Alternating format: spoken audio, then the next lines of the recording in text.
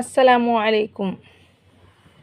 ஆயிஷா ரலியல்லாஹு அன்ஹு அவர்கள் அறிவித்தார்கள், நபிகள் நாயகம் ஸல்லல்லாஹு அலைஹி வஸல்லம் அவர்கள் இரவு நேரத்தில் தம் பாதம் வீங்கும் அளவிற்கு நின்று வணங்குவார்கள்.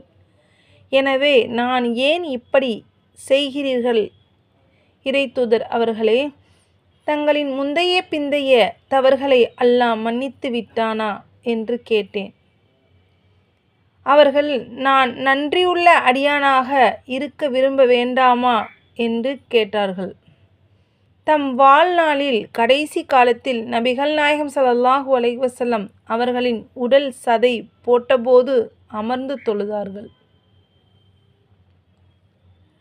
ருக்கு செய்ய நினைக்கும் போது எழுந்து சிறிது நேரம் ஓதுவார்கள். பிறகு ருக்கு செய்வார்கள். நூல் சஹீஹ் புகாரி 4837, அத்தியாயம் 65, திருக்குர்ஆன் விளக்க உரை.